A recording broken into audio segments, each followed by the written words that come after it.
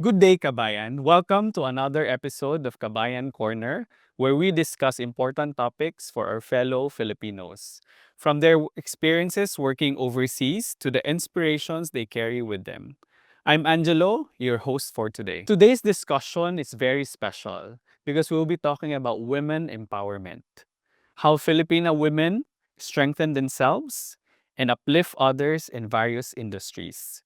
We are honored to have a remarkable guest with us. She is a trailblazer of the aviation industry, a truly remarkable woman who made history by graduating from the University of the Philippines with a degree in economics in 1986.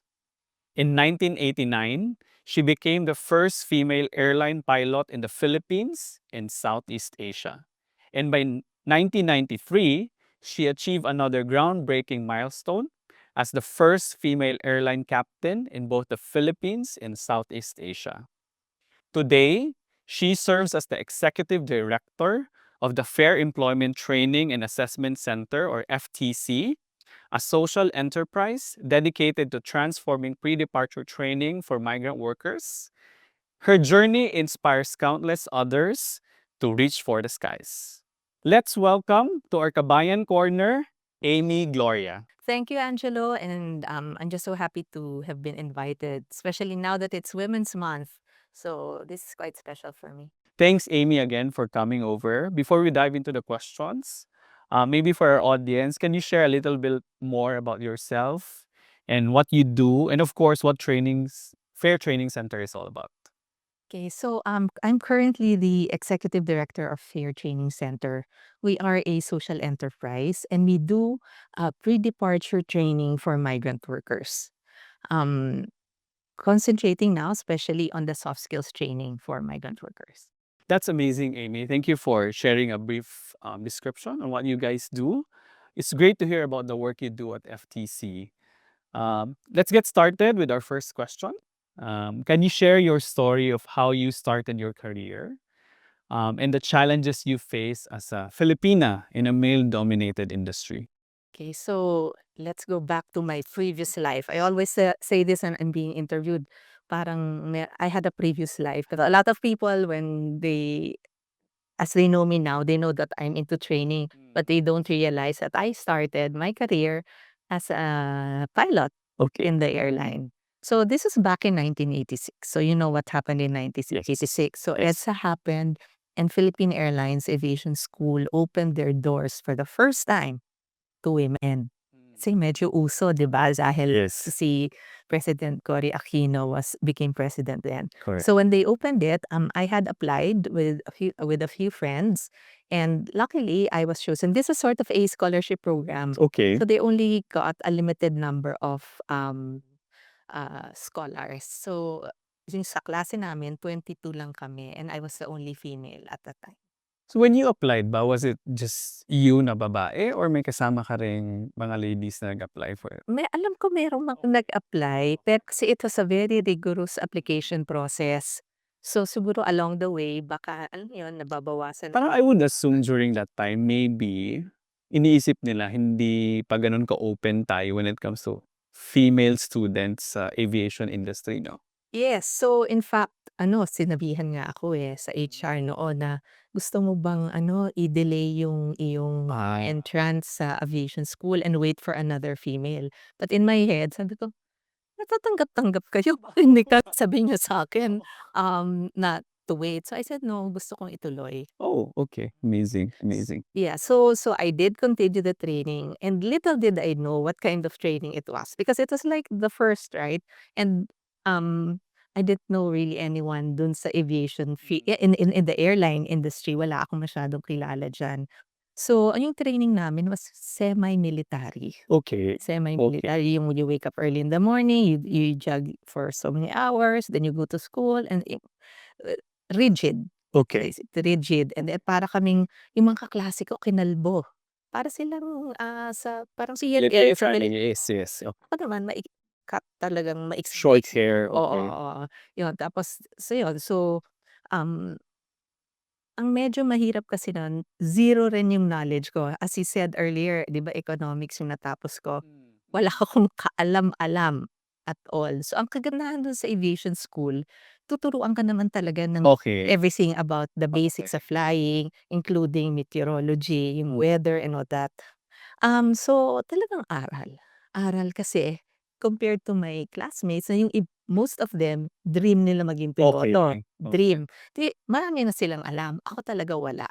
So I really had to study and work hard for that. And physically, nakakapagod rin kasi we would do a lot of physical training as well kasi kailangan malakas ang katawan mo as a pilot. Oo. So Pero balikan ko lang ng konti, what pushed you to apply for that scholarship? siguro, because nga of EDSA, again, Ah. siguro kaya ko rin 'to. I mean, no one has done it in the airlines. So sabi ko, siguro kung papasa ako sa lahat ng exam, siguro kaya ko rin 'to. And then when finally, um, parang ngang pumapasa ako dun sa mga examinations, I said, siguro nga ano, this is for me. So It's really meant to. it's meant to be. And then there were well, as I told you earlier, yung taga-HR nga was telling me, "Mag-intay ka pa ng isang babae." Sabi ko, "Okey." Parang tine-testing sabi ko, "Hindi, gusto ko siyang ituloy." Um, Yun. So siyempre pinagdasal ko rin yun and answered prayer tuloy ano naman, tinuloy ko nga. And then kasi turo ng mga magulang ko sa'kin, 'pag may sinimulan ka tatapusin Kailangan mong mo tapusin. at hindi mo lang tatapusin, dapat galingan mo. Yes. Kung hindi to the best of your ability. So the situation really pushed you to grab the opportunity, and then since nandun ka na, you got it. The determination was definitely there to prove na kaya mo siyang gawin and be really successful in that field. Pero nung una hindi ko masyadong nararamdaman na yung kasi babae ako, 'di ba? Sa'kin lang gusto ko lang matapos yung training kasi napakahirap noon, 'di ba? Nung natapos ko yung initial training at nakuha ko yung tawag dun wings, Nakuha ko yung wings, first yung private pilot's license and then yung commercial pilot's license and then you train again for the airline. So, maraming training yun. So, ako nun ang gusto ko lang matapos ko siya. And then siyempre at a certain point ano, sinasabi nga you're the first female ganyan, sabi ko parang it's a lot of load on the shoulders. So, I really wanted to do well. Kasi parang nakakahiya, 'di ba? Did you feel the pressure at that time na first woman, you have to prove Hindi. them that Yes, in the sense that I knew I cannot fail. That I cannot fail, I knew that. Secondly, kasi after me, meron pa silang kinuhang tatlo pa, okay. parang in 2 batches. So, I was mentoring this 3 other no Okay. yung Okay. we have to do well, we have to yung act na yung walang masasabi sa atin para dumami pa tayo. Correct. Parang ganun yung at the back of my mind, yun yung iniisip ko na, we have to be good examples. So kasi parang titingnan mo you open doors for other women to be in the industry, no? Yeah, I was just, grateful and thankful na I was given the chance and actually ngayon sa Philippine Airlines, I don't know if they're around 70, Marami na. marami na. In the whole Philippines, even with other, airlines in the Philippines, marami na. So, I'm just happy that that has happened. You know, Amy, your story is really truly inspiring. Gaya ng sabi ko nga kanina, it really opened doors for other women na makapasok sa aviation industry. And gaya ng sabi mo, ngayon, if you take a commercial flight, maririnig mo na babae na din yung co-pilot, the pilot themselves, and then nakikita mo din sila that they are women in uniform, which is amazing talaga siya tingnan. And thank you for opening the doors for them. So, from what you've shared, the challenges you've been through, you became a pilot. So, what changed over the years? What moved you into becoming the woman that you are right now as the executive director of FTC? A very interesting question. Yan ang parating tinatanong sa'kin, "Why did you give up flying?" Yan that. Siguro kasi yung motivation ko talaga was to prove that women can do it. So when I was able to do that, medyo na-relax. Okay. But then I had focused my career na I said, if ever I would leave flying, I need to leave as a captain. Kasi yung parang yun yung pinakamataas na position. So yun yung talagang trinabaho ko. And I became captain in 1993. So with that, I flew, although I was flying domestically, kasi nga I was flying the Fokker 50s yung turboprop from Basco, Batanes down to Tawi-Tawi in Sulu. So, sabi ko parang nagawa ko na yung gusto kong ma-achieve at that time. And then, at that time also when I decided to, um, fold my wings or retire my wings, I already had 2 children at that time. So, sabi ko parang baka kung kaya kong mag-concentrate ng kaunti sa mga bata and then see where I would want to go. Flying had opened so many doors for me, opportunities, and even just to see the Philippines and the world na parang it opens your eyes to a lot of stuff. And talagang ang naisip ko nun parang gusto ko makatulong, yun. So, a lot of discernment, pinag-isipan ko anong gusto mangyari and being a young mom at that time, parang gusto ko rin tulungan yung mga nanay, okey ba? Eh, ano ba yung problema nun nung mga nanay? Anak, 'di ba, yung mga anak. And nun may prevalence ng malnutrition. So my first foray sa NGO was feeding malnourished kids. So I was a volunteer until today, I still am with the Kabisig ng Kalahi Foundation and we feed malnourished kids from ages 0 to 6. Kasi yun yung very crucial age. Na 'pag na-stunt yung growth, 'di ba, ang pag-asa ng bata na Kumukonti na kumukonti. kumonti, oo. So yun yung ginagawa namin. So we did that and ano yung eventual ano nun, ano yung susunod dun? Yes. Pagka 'pag medyo normal na yung weight, paano mo i-me-maintain? Di siyempre trabaho. Correct. So, alam naman natin na sa Pilipinas hindi naman puwedeng isa lang yung nagtatrabaho, 'di ba? Sa hirap ng buhay kailangan pareho. Correct. Eh, papaano yung mga nanay nag-aalaga ng bata? So we were figuring out what jobs we can help mothers so that they can work at home, at the same time take care of their children. So livelihood yun. So the consequence of that was livelihood programs. So um we would create livelihood programs and market the products for them. Kasi yun ang wala namang access ng mga nanay. So with Kabisi could had that livelihood program and I also worked with Geconomics, the the social incubator of Kawad Kalinga, Okay. and with Invisible Sisters. Okay. So these were the three organizations that I worked with, and we're doing products. Talagang and these are like world-class products. So we would sell them in, let's say, kultura. Kasi yung ganong klaseng level ang gusto namin. So export quality, gano'n. Yes, Okay. because ayaw natin ng petty products. Yes. Ayaw natin yun. Gusto natin bibilhin yung produkto dahil maganda, dekalidad. And problema nun, ang dami mong kalaban, di ba? Yes. So very difficult. So dumating yun ng mga 2015, 2014, we were at Economics and they were thinking, nasan bang galing ng Pilipino?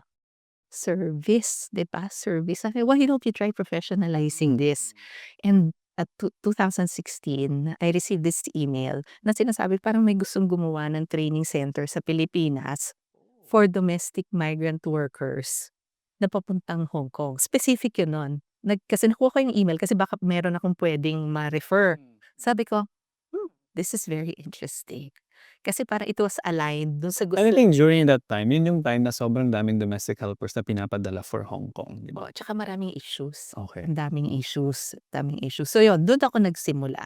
That's why we established Fair Training Center in the Philippines to provide pre-departure training. Pero kakaiba yung training na yun kasi holistic. Ibig sabihin nun, country specific kasi wala masyadong gumagawa nun, di ba?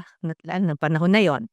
Country specific, not only hard skills but also soft skills na hindi masyadong naiintindihan ng mga tao. So yung soft skills, we realize ano nangyari nung pandemic, 'di ba? Yung training, oh my God, anong mangyayari? So ang ginawa namin, everything online. Everything online. Yeah, we pivot So to all digital training. yes. So, oo. So, hiniwalay namin yung hard skills at saka yung soft skills. Tapos na-realize namin, uy, itong soft skills pwede sa lahat ng industriya ng migrant worker, makakatulong. So, nag-pilot kami para sa mga seafarers. At alam mo lahat sila sa feedback, they all said, kung alam lang namin ito noon, mas malaki yung naipon namin, siguro mas magandang buhay. And for the domestic workers, kasi yung aming training, we really track our graduates. So, ang alam namin, dahil noon, alam mo ang issue, maraming nata-terminate. 35 to 40% of first-timers Termination. in the first 3 months mate-terminate. Sa amin, ba yung 35-40%? Sa amin 6%. Napababa natin yan. So, alam namin na yung intervention ng training na tama, na kumpleto, talagang makakatulong sa Were you guys able to identify ano yung nagiging reasons bakit gano'n kataas yung termination rate in the first 3 months? Siyempre ang unang-una diyan homesickness, 'di ba? Hindi sila handa sa buhay. Kasi dalawa yung aspeto ng buhay ng migrant, yung trabaho Correct. at yung actual buhay doon, 'di ba? Yung trabaho na-train sila, 'di ba? May training yan, pero yung training ka ba na paano ko maiibsan yung homesickness? Paano ko magko-communicate sa pamilya ko na napakalayo? Paano 'pag may problema, how do I compartmentalize that and say, trabaho muna, mamaya na yung gano'n. Correct. So, dun sa training ginagawa namin is we open that conversation na parang ito yung mga mangyayari sa inyo and we have difficult scenarios. Kung ito ang example, so anong tingin mo? Paano mo siya So, para siyang ano 'no, situation based. So, you have your situation, how you deal with it, ano yung puwede niyong gawin, sino yung mga puwede niyong kausapin. Oo. So marami yan, maraming situations yan. Iba-iba, merong magaan lang. The mere fact na kunyari gumagamit ka ng telepono, pinagalitan ka, Okey. paano ka sasagot? Oh. Or of course kung may mga abusive situations, meron din nun. Plus tinuturuan rin namin, intindihin mo ano laman ng kontrata mo. Baka pirma ka ng pirma at hindi mo naintindihan. And we're also saying that alam mo yung trabahong 'to, it's a relationship between employer and employee. So two-way yan, kailangan magkasundo. So how do we do that? Paano natin yung gagawin? So on the side of the worker, it's how to communicate with them, how you show your initiative. Kasi lalo na ngayon 'di ba, yung internet nandiyan, ang dami mong resources na puwede. I mean, it can be good, it can be bad, Yes, 'di ba? yes. Both ways. Pero sana magamit siya for good kasi talagang ano, it really helps. Plus ngayon, 'di ba dati snail snail Snail mail, mail. yes. Makakausap mo yung yung pamilya mo parang isang buwan na, Correct, gano'n. correct. Ngayon dami na, I Messenger. mean, technology definitely has helped with communication, 'di ba? Oo, nakakatulong rin 'yan. So, tinuturuan na how to use it effectively. Kasi minsan hindi rin naman, 'di ba? Meron Minsan excessive na sobrang oo, baba meron na na sa ano. may gano'n din. So really, really professionalizing it. How kasi sinabi ito nga 'pag pumupunta sa'min ng trainee, 'di ba ano lang ako, helper lang ako, maid lang. Naku, ayaw na ayaw ko yan marinig. Ayaw ko yan marinig. Sabi ko, "Hindi, you are a professional domestic worker. Kasi yang propesyon mo, ba't ka ba nandiyan? Kasi 'pag wala ka, hindi makukuha ng employer mo ang goals and dreams niya, Correct. 'di ba, kung wala ka. So ikaw meron ka rin nun, 'di ba, may goals and dreams ka rin. So itong training na ginagawa namin, although they say it's soft skills, actually not, 'no, it's something that you really need. So yung ano na yun is kailangang yung planning, 'di ba? Mag-start ka sa, "Anong rason ko ba't ako aalis?" And then you focus. Correct. Focus on that. And then siyempre di perfect, 'di ba? Merong mga bumps along the way na may mga nangyayari, ganyan. Pero focus ka pa rin. Correct, Dun ka pa rin. Kasi yung iba, for example, sa financial planning, dapat ang planning mo sa pamilya mo. Humingi yung kapitbahay mo. Ayun nga. 'Di ba maraming gano'n. Kaya lagi din namin sinasabi when a Filipino goes overseas, hindi lang naman yun for personal financial stability but also involves family, relatives, neighbors, and eventually the entire community. So, Yun na nga. So ang mahalaga, unang-una, dapat malinaw sa'yo kung bakit ka aalis. If it's really for your family, kailangan matuto kang mag-communicate na 'pag may humingi sa'yo, makaka-no ka. correct, correct. Pero ito naman sinasabi ng Pilipino ka, makaka-no ka pa. So, isama mo sa budget mo. Maglaan ka na kung ang tingin mo, hindi ka makakahindi, 'di maglaan ka. So, para makita mo how long you have to stay abroad.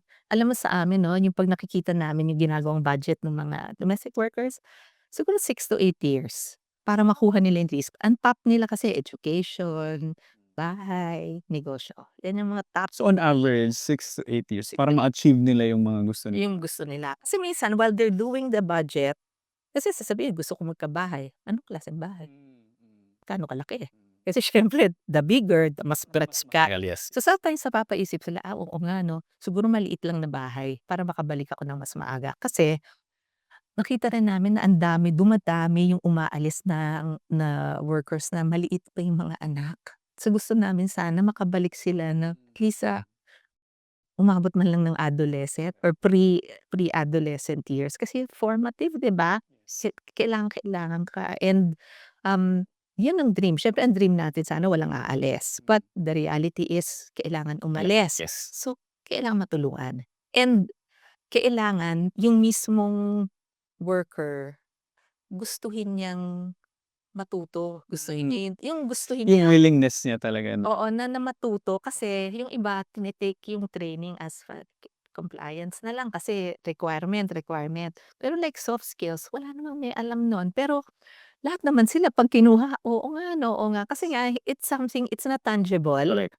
and yung fruits nung training na yun makikita mo sa dulo 'pag nakamit mo yung dreams mo at goals mo at kung wala kang problema sa mga pamilya. Ano, it's amazing kasi it really has evolved already over the years kasi like now having this conversation parang na-realize ko, of all the people that I've known na nagtrabaho overseas, there was never a conversation o ano ba yung long-term goals mo, ba't ka mag-a-abroad? It's always about, kailangan mag-abroad ako ngayon kasi kailangan kong tulungan yung pamilya ko ngayon.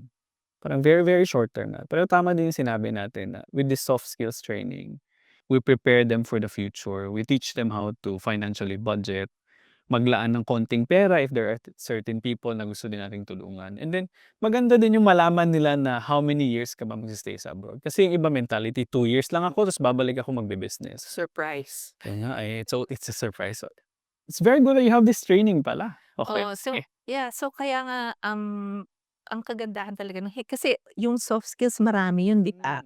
Marami yun, yung pagiging professional mo, 'no? So, yung communication mo, kasi hindi lang sa employer kasi 'di ba may mga minsan may kasama ka namang workers rin. Pwedeng dalawa kayo. Oo, or for example seafarer ka, ang daming iba-ibang nationality. So, kasi ano ba ang goal? Ang goal is for you to stay in your job. 'Di ba? Kasi dun mo lang makukuha yung iyong pinapangarap if you're in your job.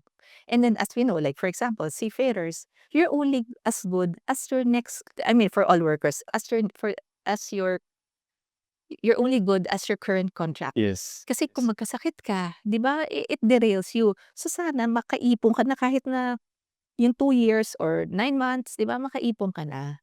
So yun yung gusto namin. Plus may dagdag kami. At tini-training hindi lang yung worker, pati pamilya. Kasi when you leave for abroad, apektado lahat, eh. Hindi lang naman yung umalis. Siyempre homesick rin kumbaga, 'di ba? Namimiss yung malayo. Tas siguro yung tatay hindi siya sanay na siyang nag-aasikaso ng lahat. So, it's a big change and there are expectations sa bawat miyembro ng pamilya.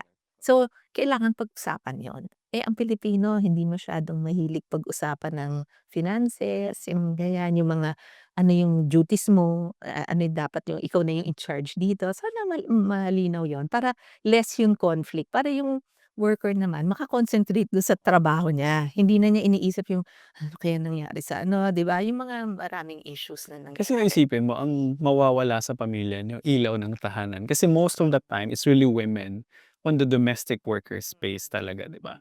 So, in a family, it's good to have these conversations kasi nga maiiwan si tatay. Sino mag-aalaga sa mga anak kung may mga anak sila, 'di ba? Mm, Then on a day to day, ano yung magiging scenario? So, maganda na kasama din pala talaga sila dito sa training na 'to. iyon. And then for men naman, madali sila yung aalis pero hindi nila realize na may needs rin naman yung naiiwan, 'di ba? So, kailangan may conversation talaga. Tsaka yung parang every time na uuwi yan may sort of reintegration yun, 'di ba? Kasi parang you're a different person lang yung kapom, pareho kayo. So, how do you deal with that?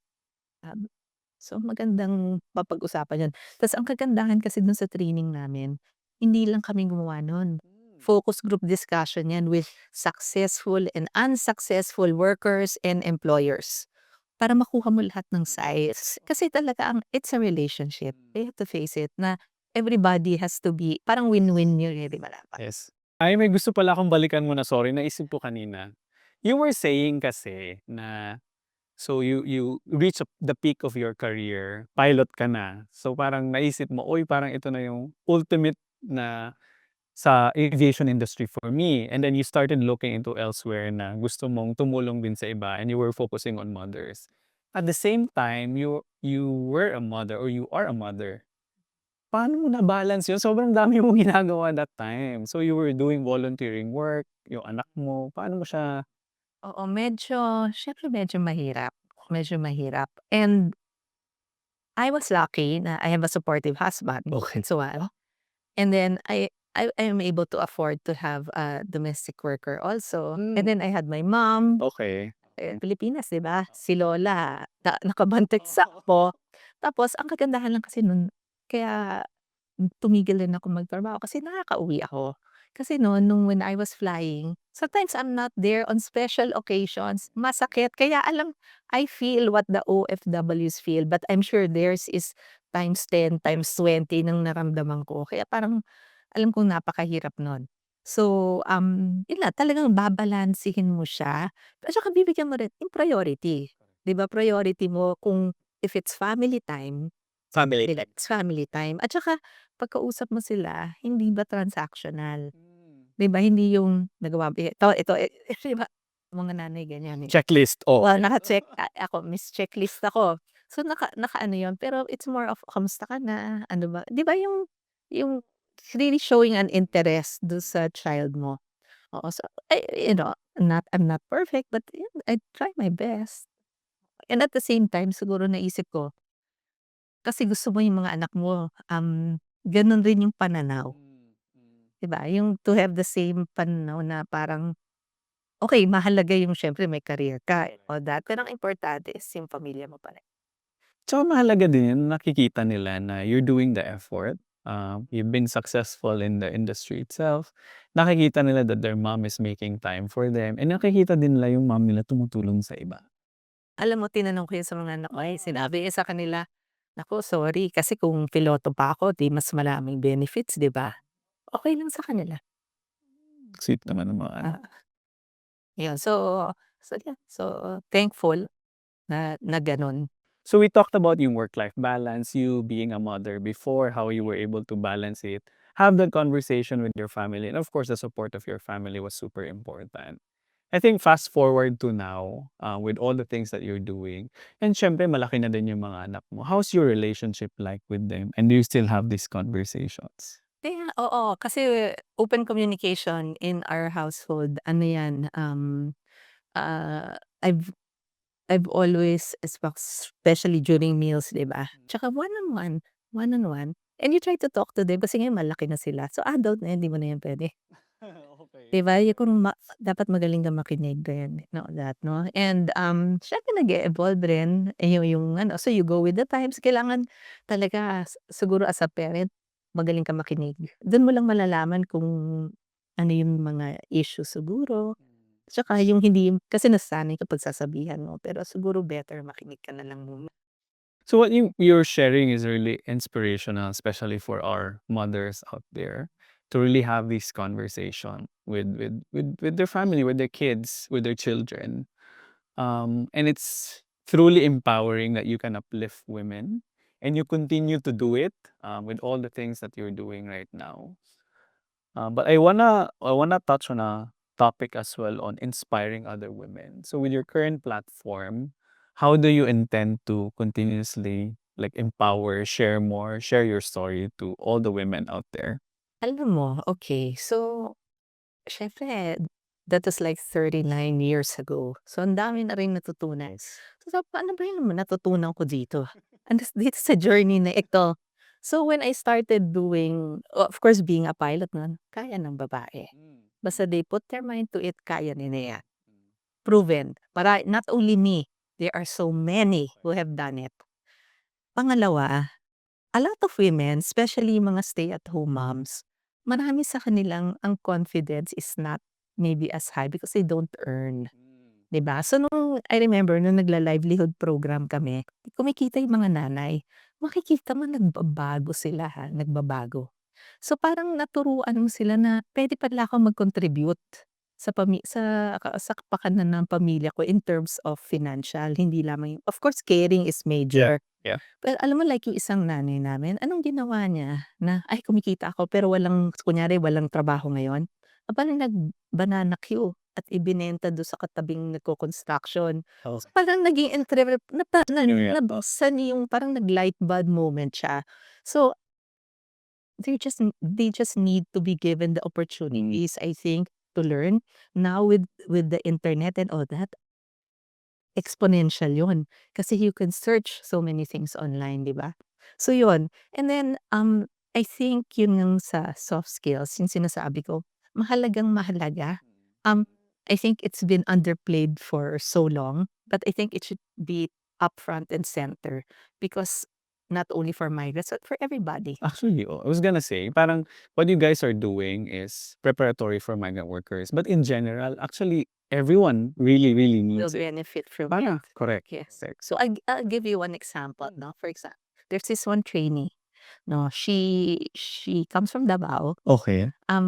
Nakapag-aral naman, no? Tapos in the middle ng pag-aaral niya, nagkaproblema yung negosyo, basta talagang naghirap. Okay. So, wala siyang choice but to work. Okay. And she was doing local jobs, not enough.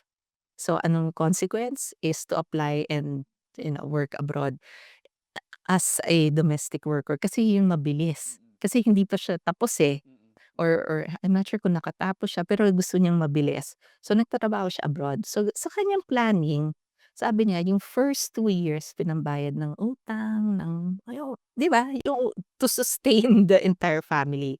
The next 2 years, nagsimula na mag-ipon, negosyo para sa pamilya niya. Para yung kita nun, yun na yung gagastusin ng pamilya. 'Di ba, nagawa niya yun 2 years. Tapos ang huli niyang sinabi dun sa sunod niyang contract kasi 2 years ang contract. Yung huli niyang contract sabi niya, "Para sa akin naman." Ang ganda nung journey niya na in every contract, may gusto siyang goal Achieve. na ma-achieve. Pambayad ng utang, next contract for the family business para may pang day-to-day sila. And then the third contract para sa sarili Oo, naman niya. kasi gusto niya magtayo ng kung ano yun naman yung gusto niya. Yun, so yun ang sinasabi kong planning, yun ang sinasabi kong planning. So hopefully 'pag or kung depende kung ano kasi puwedeng magbago. Correct. 'Di ba? Pero at least meron siyang alam niya yung yung kung saan ng dulo ng ng migration niya, ng plan. Kasi iniisip ko nga, eh, para siyang sa corporate side, 'di ba? Sa corporate may strategy ka, may plano ka para kung saan dadalhin yung negosyo mo moving forward. Along the way, magbabago siya depende sa anong nangyayari. Yes. So, I think also planning is super important so that you have a direction. At the same time, yung preparedness mo na puwedeng hindi masunod yung plano mo, being able to move, navigate, I think it's also very important for everyone. So Amy, thanks again for sharing. And I've learned so much about your soft skills training. But I think for audience, gusto nilang malaman ano ba yung pwede nilang gawin, paano ba nila kayo makontak, ano ba yung program. So maybe you can share more about it. So right now kasi ang ongoing training namin is yung soft skills training ongoing for domestic workers. Pero ngayon, alam mo kasi nga puwede 'to sa lahat ng industry, 'di ba? So sabi namin we're piloting. So ibig sabihin libre Okay. for sana mga eskuwela, training institutions, recruitment agencies para ma-augment kung ano man yung ibinibigay na nila ma-augment pa and we can customize it pa, yun ang kagandahan nun. So that's what we're offering right now. Okay, I think for our audience, if you guys are interested to take advantage of the soft skills training na ino-offer ng FTC, please do let us know. We will help you get in touch with Amy and her team para ma-experience din tong soft skills training nila. Lastly, Amy, what is a powerful piece of advice that you can give to all the Filipino women listening to us today, especially those na nagsastrive na maging successful and nagsastruggle maybe for their mental health as well despite all the challenges? Alam mo, I remember nga yung father ko, sabi niya sa'kin, "Kung meron kang gagawin kahit gaano kasimple, try to do it to the best of your ability." Siyempre along the way, hindi naman perfect, maraming puwedeng problema. Pero if you kasi focused ka dun sa kung ano yung gusto mong ma-achieve, magagawa mo yon, magagawa mo yon. And siguro if I mean, all the women out there who are struggling hindi sila nag-iisa. Correct. 'Di ba maraming nagsa-struggle. Sana makakuha sila ng strength dun sa mga nag-succeed, kasi marami naman, maraming nag-succeed. OFWs, maraming successful, 'di ba? Marami. So ano lang, tibayan ng loob at siguro, yun nga, planuhin natin yung buhay natin. Maski papaano kahit na hindi siya masunod according to what we want, but the plan is there. And then if, mapapagtulungan pa yan ng pamilya, 'di ba? Also not keep it maybe to yourself. You can share it with the family kasi it's, 'di ba? If you all work towards a particular goal, ay sigurado akong magiging successful yan. And siguro another piece of advice din, never stop learning. Tuloy-tuloy. Ako, at my age, talagang nag-aaral pa rin ako kung ano yung puwedeng magawa ko para mapabuti yung aking trabaho or kung anong puwede kong pag-aralan para makatulong sa iba, 'no. So, never stop learning.